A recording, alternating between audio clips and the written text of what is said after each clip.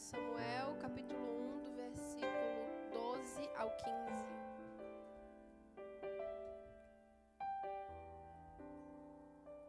Amém? Todos acharam? E diz assim a palavra do Senhor. O título da mensagem fala Eucana e suas mulheres. O título do capítulo, né? Na verdade. O versículo 12 em diante vai dizer assim: E sucedeu que, perseverando ela em orar perante o Senhor, Eli fez atenção à sua boca, porquanto Ana no seu coração falava, e só se moviam os seus lábios. Porém não se ouvia a sua voz, pelo que a Eli a teve por embriagada. E disse-lhe Eli: Até quando estarás tu embriagada? Aparta de ti o teu vinho.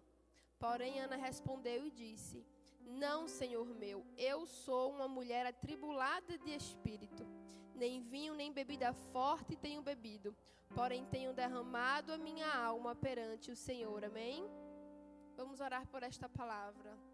Senhor, nosso Deus, nosso Pai, acabamos de ler a Tua palavra nesta noite, Senhor. Queremos Te pedir que a Tua palavra fale ao coração de cada um de nós neste momento. Que possamos sair daqui renovados pelo poder da Tua palavra, Senhor. E que eu venha falar aquilo que vem do Senhor, aquilo que é a Tua vontade. Em nome de Jesus. Podeis sentar.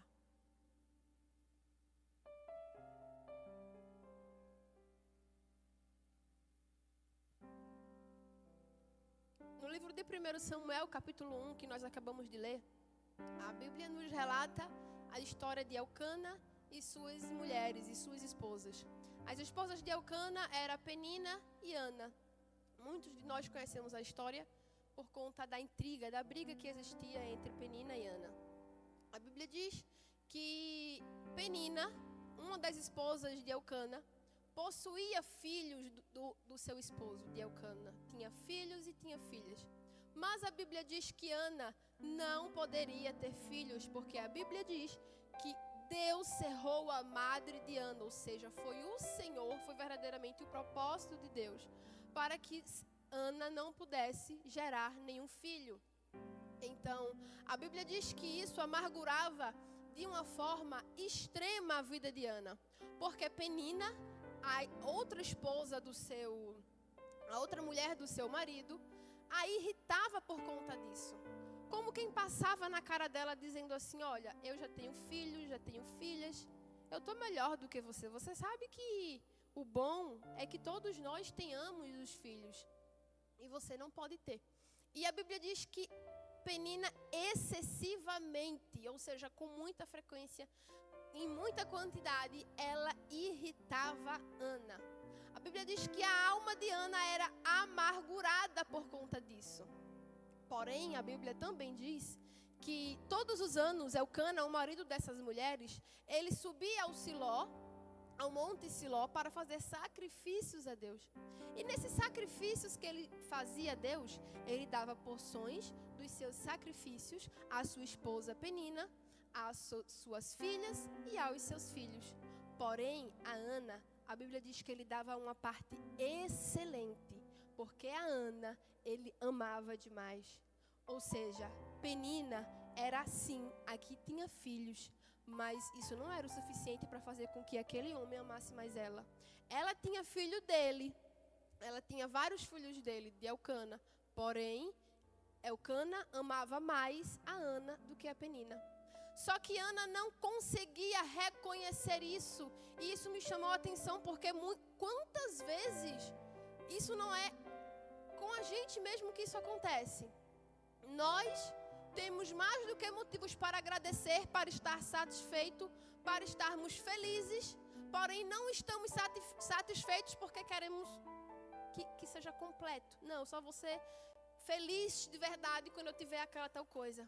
Ana, ela já tinha motivos para estar satisfeita, para estar feliz, porque a Bíblia diz que o marido dela amava mais a ela do que a Penina, mas não. A preocupação dela era lutar falsas guerras, lutar guerras desnecessárias com Penina. E a Bíblia diz que ela orava amargamente ao Senhor e pedia ao Senhor um filho. Só que, veja bem, porque ao redor, ao trajeto da história, a Bíblia diz que Ana não vai conseguir aquele filho até fazer um voto com o Senhor e até derramar a sua alma perante o Senhor. E eu achei isso muito forte porque em um dos momentos em que a Bíblia fala que Penina excessivamente procurava irritar Ana, o versículo 10 diz assim: Ana, pois com amargura de alma, orou ao Senhor e chorou abundantemente. Versículo 11 diz assim: E voltou um voto dizendo: Senhor dos exércitos, se benignamente atentares para a aflição da tua serva, e de mim te lembrares, e da tua serva te não esqueceres, mas a tua serva deres um filho, ao Senhor o darei por todos os dias da sua vida, e sobre a sua cabeça não passará navalha. Quando Ana tomou a atitude de fazer um voto ao Senhor, dizendo assim: Senhor, se o Senhor me der um filho, ele vai ser seu. A história mudou. Porque até então, qual era a preocupação de Ana? Era lutar guerras desnecessárias. Talvez antes de fazer o voto ao Senhor, Ana orava e dizia assim: Senhor, me dá um filho, porque a Penina está passando na minha cara. Senhor, me dá um filho, porque eu preciso mostrar para o povo que eu também tenho um filho, eu quero homem. Mas ela ainda não estava com os pensamentos, com o desejo, com o coração alinhado com os do Senhor. Ela estava lutando guerras desnecessárias. Ela estava com a alma amargurada desnecessariamente. Porque a Bíblia diz que quando ela abriu a boca dela e disse assim: Senhor, a partir de hoje, se o Senhor me der um filho, esse filho vai ser teu. Mais à frente você vai ver que o Senhor deu Samuel a ela. Deu o menino a ela, que ela gerou, e o menino se chamou Samuel. E o que é que a gente aprende com isso? Que enquanto ficarmos lutando guerras desnecessárias, enquanto ficarmos pedindo coisas ao Senhor que é para mostrar para os outros, para competir com os outros, enquanto for coisas que não estão alinhadas com o coração de Deus, não vamos obter o nosso milagre.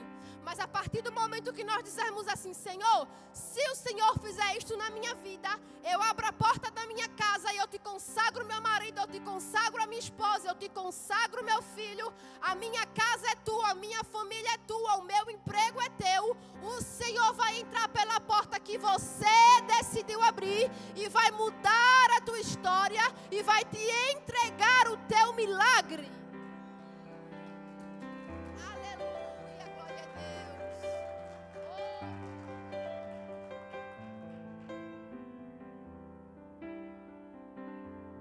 Mas enquanto estivermos distraídos com guerras desnecessárias, nós não vamos conseguir avançar.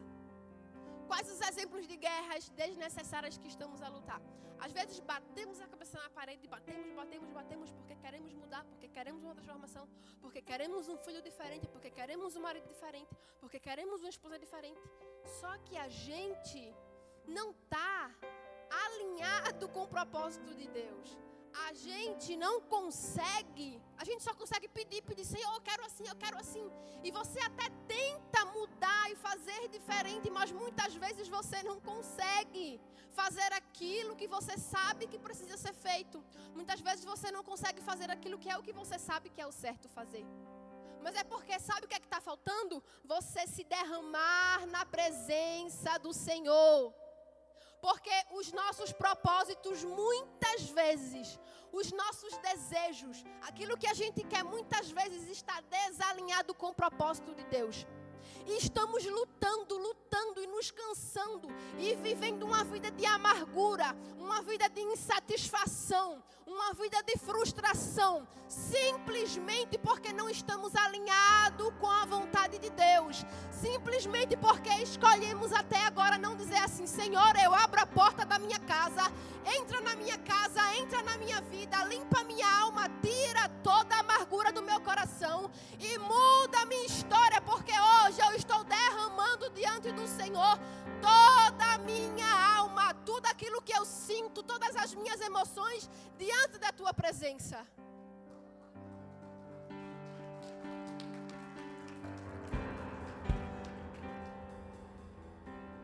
A Bíblia diz que depois que Ana recebe a alfinetada da Penina por conta do filho, ela tem a alma amargurada e vai orar ao Senhor.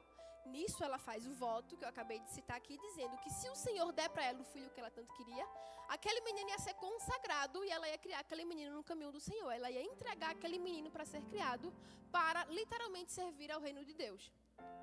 Só que mais à frente, vai dizer que enquanto Ana orava, vai dizer assim o versículo 12, perseverando ela em orar perante o Senhor, Eli, um outro sacerdote, fez atenção à sua boca, porquanto Ana no seu coração falava, e só se moviam os seus lábios, porém não se ouvia a sua voz, pelo que Eli a teve por embriagada. A Bíblia diz que a dor de Ana, a amargura de alma dela era tão grande, que enquanto ela orava, a boca dela batia como se estivesse falando alguma coisa para o Senhor, mas a dor dela era tão grande que aquilo ali roubava a força dela, roubava a voz dela. E quando ele olhou para ela, ele viu que a boca dela só batia, tanto que ele olhou assim e disse assim, essa mulher está embriagada.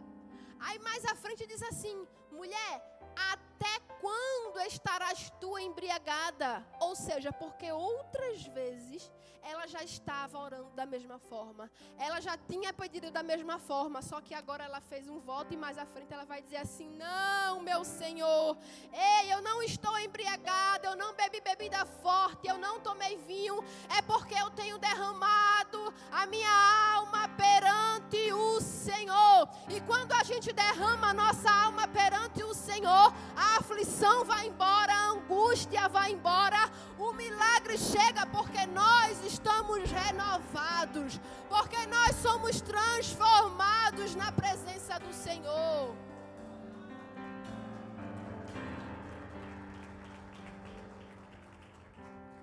No versículo 15 que nós lemos, quando Ana vai responder para Eli, a pergunta que ele faz para ela, perguntando assim, até quando que vais estar embriagada? Aí ela responde assim para ele, não, meu Senhor, eu sou uma mulher atribulada de espírito, nem vinho nem bebida forte tenho bebido, porém tenho derramado a minha alma perante o Senhor. Veja que interessante, nesse versículo 15, quando ela vai responder a Eli, ela não diz assim, não, meu Senhor, eu estou num momento de tribulação, eu estou passando por um momento de angústia, eu estou atribulada agora, mas é porque uma fase vai passar. Não, ela não diz assim. Ela diz assim, eu sou uma mulher atribulada de espírito. Sabe o que é que o Senhor quer falar para mim e para você nessa noite? Que enquanto eu e você formos amargurados, atribulados de espírito, cheio de feridas emocionais, cheio de problemas, cheio de treco, como a gente chama lá no Nordeste, aqui acho que também, nós não vamos conseguir alcançar aquilo que Ele tem para nós. Enquanto você reconhecer e disser assim, eu sou uma mulher atribulada, eu sou um homem atribulado, o Senhor Ele fala para você assim, então também eu não te dou aquilo que você deseja agora, porque não estás pronto. A bênção, já ouviu aquele ditado que fala assim, que a bênção de Deus, ela sempre está pronta. Somos nós que não estamos prontos para receber aquilo que Deus tem para colocar nas nossas mãos. Então aqui essa mulher, ela é sincera, ela diz assim, eu não estou atribulada, eu sou atribulada. E enquanto eu e você formos uma pessoa atribulada, nós não vamos estar capacitados, nós não vamos estar na excelência do que Deus quer e Deus não vai entregar aquilo que nós precisamos, porque muitas vezes vamos destruir aquilo que Deus colocou nas nossas mãos. As bênçãos que Deus coloca nas nossas mãos, se nós não estivermos prontos, nós é que vamos atrapalhar, nós é que vamos destruir e ainda vamos colocar a culpa nele. Falando assim, Senhor, mas não foi o Senhor que me deu? Não foi o Senhor que me deu o meu filho que me prometeu? Senhor, não foi o Senhor que me deu o meu casamento, Senhor? Por que está assim? Deus não tem nada a ver com isso. Somos eu e você que temos a ver com a situação. Deus, Ele deu o filho, o casamento, o projeto, o ministério. Mas se eu e você não cuidar, vai ser retirado. Depois que ela responde para ele dizendo assim: não, Senhor meu, eu sou uma mulher atribulada de espírito, nem vinho nem bebida forte tenho bebido, porém o que eu tenho feito é derramado a minha alma perante o Senhor. Então, versículo 17 fala assim: então respondeu Eli e disse: vai em paz, e o Deus de Israel te conceda a tua petição que lhe pediste. E disse ela: ache a tua serva graça em teus olhos. Assim, a mulher se foi em seu caminho e comeu, e o seu semblante já não era triste. Presta atenção, a mulher que respondeu para ele falando assim: eu sou uma mulher atribulada de espírito. Quando ela soube fazer aquilo que precisava ser feito, de fazer um voto para o Senhor, derramar a vida dela, a alma dela perante o Senhor, ela levantou e o seu semblante já não era mais triste. Porque quando você desce, o Senhor te levanta. Enquanto você desce, o Senhor, Ele te levanta. Enquanto você chora aos pés do Senhor, Ele vem com um sorriso para a tua vida. Ele vem com alegria para a tua casa. Ele vem com transformação para a tua família, para a tua saúde. Mas precisa de quê? Que a gente pare de lutar guerras desnecessárias. Que a gente pare de lutar com coisas que não estão alinhadas ao propósito de Deus. Precisa que a gente vá buscar a cura necessária no Senhor para viver a plenitude daquilo que Ele tem para nós.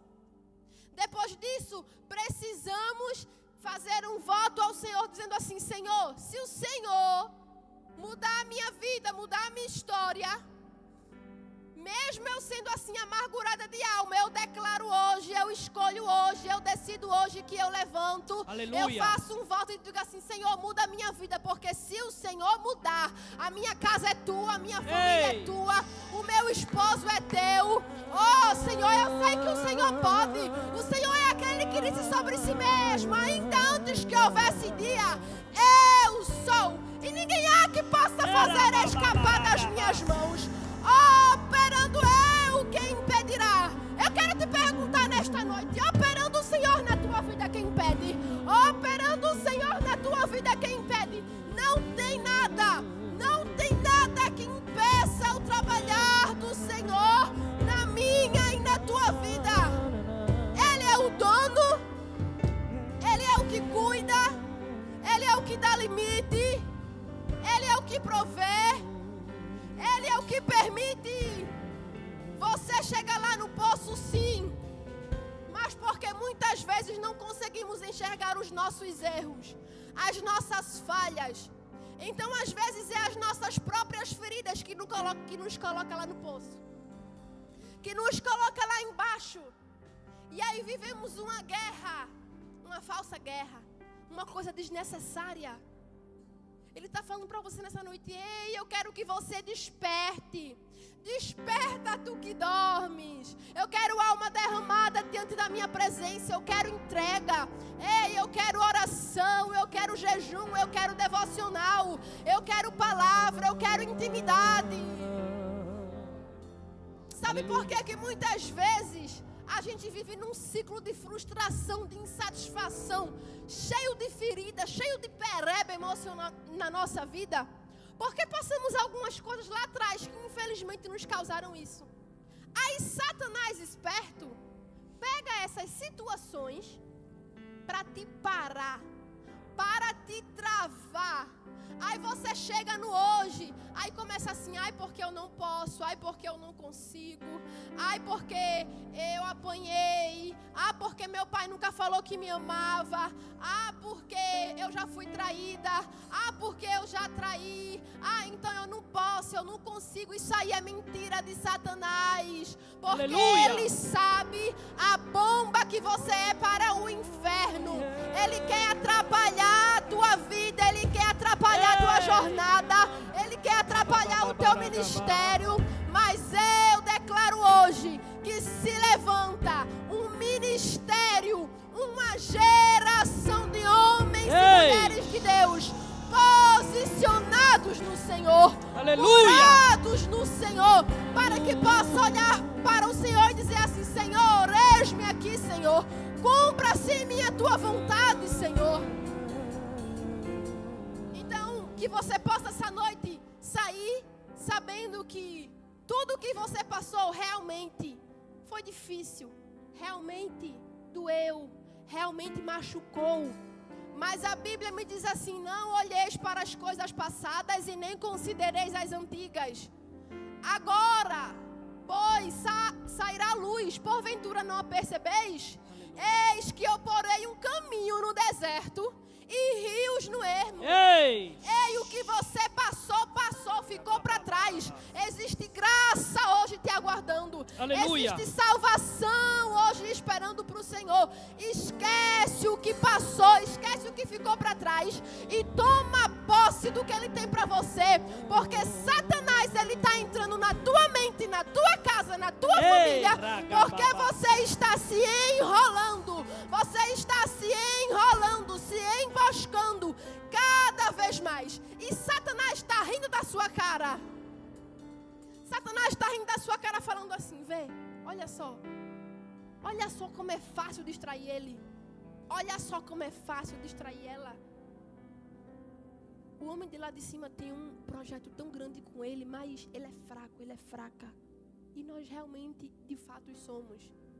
Mas, às vezes, nos entregamos. Algumas pessoas têm mais facilidade de se entregar às dificuldades mais do que a outra. Então, que você possa hoje sair daqui sabendo que o que você passou ficou para trás. Aleluia. Que a sua guerra hoje não é competir com ninguém, não é brigar com ninguém, é se derramar perante o Senhor, porque Ele tem milagre, Ele tem bênção, Ele tem vitória, Ele tem uma vida nova. Ele quer fazer de você, homem, um grande homem de Deus. De você, homem, um grande levita do Senhor. De você, mulher, uma grande mulher de Deus. Tudo aquilo que você passou na tua vida, Deus vai te usar para sarar outras pessoas. Mas primeiro é em você e depois através de você. Era gabarabás.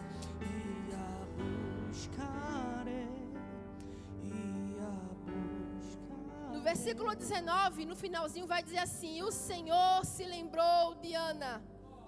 Ou seja, depois de toda essa história, depois da preocupação de Ana ser mostrar a Penina que ela também ia ter um filho, por isso que ela chorava. Depois de Ana decidir assim: não, hoje, a partir de hoje eu quero fazer um voto e o meu foco é outro. A partir de hoje eu vou derramar a minha alma perante o Senhor.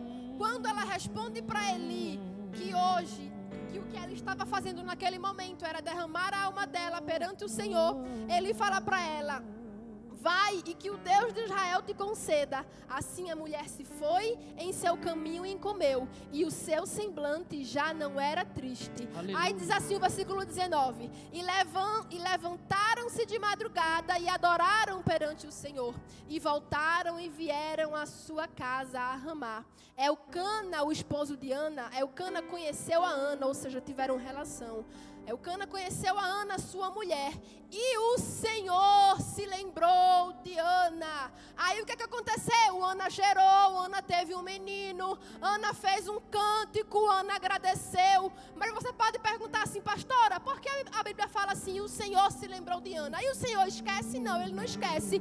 A promessa estava guardada porque você não estava pronto, porque eu não estava pronto. Agora, quando estivermos prontos, Ele vai se lembrar de pegar a promessa e dizer assim: ó, tá aqui na tua mão, ó, toma posse. Aleluia. Segue, eu conto contigo, porque a seara é grande, Ei. mas poucos são os ceifeiros. A seara é grande, mas poucos são os ceifeiros. Então que você seja hoje curado, que você seja hoje transformado, que você viva hoje a vida em abundância que o Senhor tem para a sua vida.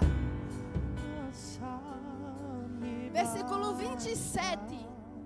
Já estamos finalizando. No mesmo capítulo 1 de 1 Samuel, versículo 27, diz assim: por este menino orava eu, e o Senhor me concedeu a minha petição que eu tinha lhe pedido. Ana, depois que teve o filho dela, fez essa oração ao Senhor, falando assim: por este menino orava eu, e o Senhor atendeu a minha oração. Se eu e você saímos daqui hoje sabendo fazer aquilo que é certo, derramar nossa alma perante o Senhor e parar de lutar guerras desnecessárias, nós vamos poder dizer assim: por este menino, por esta questão, por esta causa, por esta casa, por este emprego, seja lá o que for, orava eu e o Senhor provedor ouviu, atendeu a minha oração. Aí no capítulo 2 diz, 1 Samuel vai falar sobre o cântico de Ana. Ana fez um cântico para agradecer ao Senhor pela maravilha que Deus tinha proporcionado na vida dela. Aí diz assim o versículo 1. Então orou Ana e disse: o meu coração exulta no Senhor, o meu poder está exaltado no Senhor. Versículo 2. E não há santo como é o Senhor, porque não há outro fora de ti. Aleluia. Não há outro Deus que faça por mim e por você aquilo que nós precisamos que sejam feitos. Somente o Deus de Israel, somente Ele. E quem é Ele, pastora? Ele é o pão da vida, Ele é a água da vida, Ele é o alfa e o ômega, Ele é o começo e o fim, Ele é o lírio dos vales, Ele é o resplandecente estrela da manhã. Ei, Ele é o lírio dos vales, Ele é o lírio, Ele é o lírio. Ei, Rabai, Alabasto, Caramandasto, Remia, Nabadaia, sou. Ele é o eu sou, Ele é o eu sou, Ele é o eu sou. Quando Deus foi falar com Moisés, para mandar Moisés e libertar o povo do Egito, Moisés ficou com medo. E perguntou assim para Deus: Senhor, quando eles me perguntarem quem é esse Deus, qual o nome desse Deus, o que é que eu digo? Aí ele diz assim, aí o Senhor fala assim para Moisés: Moisés, diga para eles que o eu sou te enviou. Será que você já teve relacionamento suficiente com Ele para entender o poder da grandeza do eu sou? Quando a gente fala assim, Ele é, quando Ele diz assim, eu sou, nós não precisamos dizer que Ele é bom, que Ele é provedor, que Ele é puro, porque o eu sou carrega uma grandeza sobrenatural e não vai haver palavras, que vai poder descrever a grandeza do eu sou. Ei, o Senhor, Ele está contando contigo. Seja curado hoje, seja curada hoje. Deixe hoje, a partir de hoje, de viver as falsas guerras da sua vida. As guerras emocionais, as traições que te fizeram, os abandonos que te causaram, as decepções, as frustrações. Porque hoje, a partir de hoje, rompe o Senhor hoje um ciclo na tua vida. Podem ficar de pé agora, meus irmãos.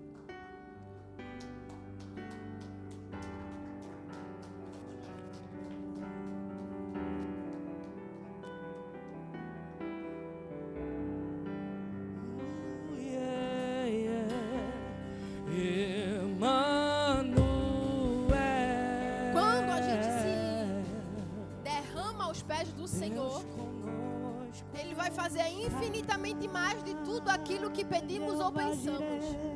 Ele não faz na hora que a gente quer e do jeito que a gente quer, porque Ele tem o melhor. A Bíblia diz que o pensamento dele vai além, além e além. Jeremias 29 diz assim: porque eu pensei os pensamentos que tenho a vosso respeito, pensamentos de bem e não de paz, para vos dar o fim que esperais. E Jó capítulo 42 diz assim: bem sei eu, Senhor, que tudo podes, e nenhum dos teus pensamentos podem ser impedidos. Diga para Ele assim esta noite, feche os teus olhos: Senhor, bem sei eu que tudo podes, bem sei eu que tudo podes, e que nenhum dos teus pensamentos podem ser impedidos.